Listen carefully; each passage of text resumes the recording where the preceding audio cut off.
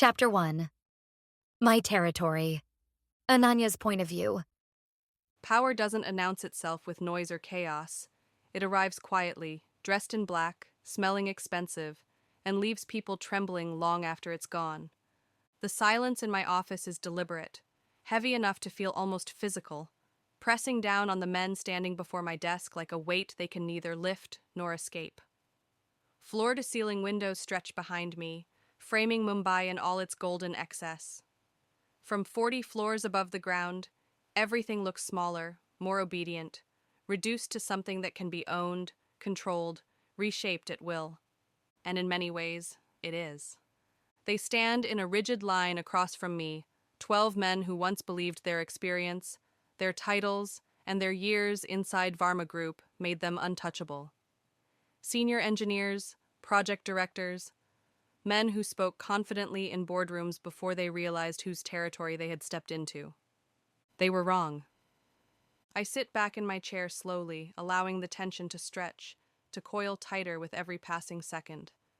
My fingers move to the cuff of my blazer, adjusting it with unhurried precision, the Italian fabric custom-tailored to fit me like armor, jet black from shoulder to hem, mirroring the shade of my heels, 6 inches of quiet threat striking against polished marble floors. My hair is pulled back tightly, sleek and perfect, not a single strand daring to fall out of place, while a single diamond necklace rests at the hollow of my throat, soft and elegant, catching the light without asking for attention. Power doesn't need decoration, it needs presence.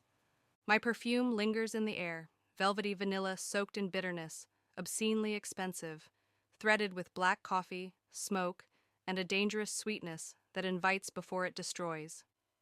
I know they can smell it, just as I know they can feel me watching them, carefully, dismantling them piece by piece without ever raising my voice. I don't rush them, because fear needs time to bloom.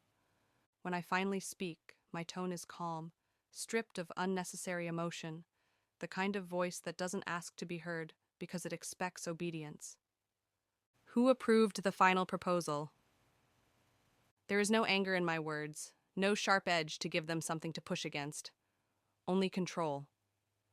They exchange glances, brief and frantic, searching each other for refuge, for someone else to shoulder the blame, and in doing so, they make their first mistake. You never look to someone else when you are standing in front of me. You stand alone, or you fall alone. The oldest man in the room clears his throat, the sound fragile in the suffocating quiet. He must be in his 50s, old enough to be my father, with decades of experience etched into the lines of his face and arrogance stitched neatly into the way he stands. His badge reads Senior Project Director, a title he earned long before I ever stepped into the role of CEO. Ms. Varma, He begins carefully, choosing each word as if it might explode in his mouth. if you allow me to explain. You had one job, I interrupt sharply, my gaze locking onto his before he can finish. One. The word lands heavier than a scream ever could. His mouth snaps shut, whatever justification he had prepared dissolving instantly under the weight of my stare, and I feel the room tighten around us as understanding settles in. This is not a discussion. This is not damage control. This is judgment. I rise from my chair with a purposeful movement, my heels echoing against the marble floor as I step closer, each sound punctuating the space between us until there is nowhere left for him to escape. I stop inches away from him, close enough to see the fine sheen of sweat forming at his temple, close enough for him to smell my perfume and understand that this moment will follow him long after today. Your foolishness made me lose 100 crore project, I say evenly, my voice steady.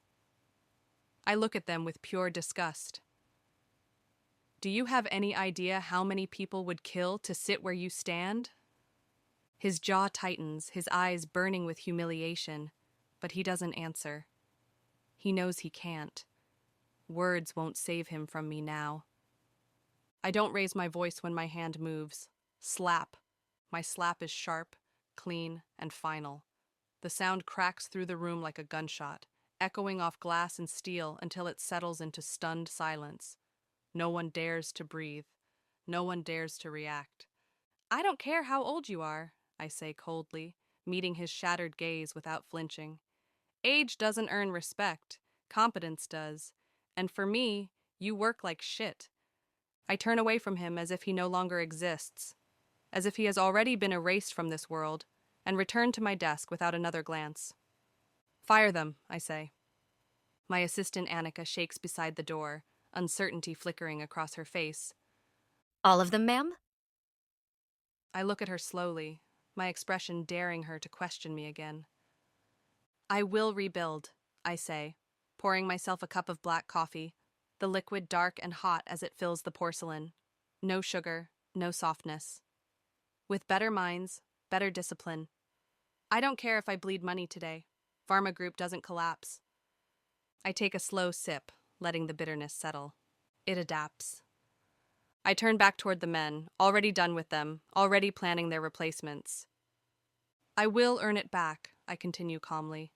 And it will double, even triple, once I have the right people in place.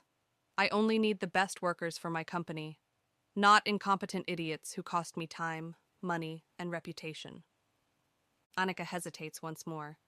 You're really going to fire all of them, Ms. Varma? I glance over my shoulder, my gaze sharp enough to slice through the room. Yes, I say flatly, all of them. A beat passes. I am #1 in India, I add in a low but powerful voice. And anyone who dares to play with my title will not get a second chance. I'll make sure they can no longer breathe.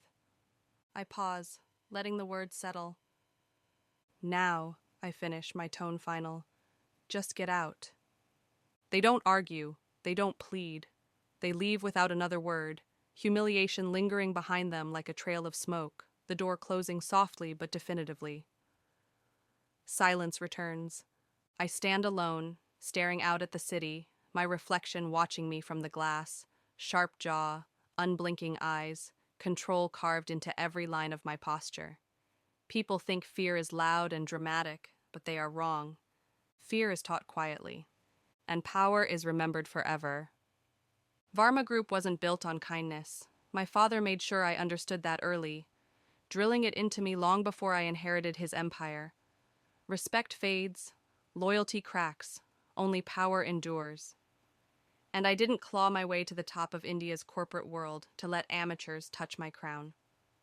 I reopened the project file on my desk, scanning the numbers, the contracts, the delays, the precise points where the damage was done, and the more I read, the more certain I become. This wasn't a mistake. Someone knew exactly where to strike, which delay would cause chaos, which weakness to exploit. A slow smile curves my lips, not amused, not pleased, but interested. You don't sabotage Varma Group unless you want to be seen, or unless you are arrogant enough to believe I won't counterattack.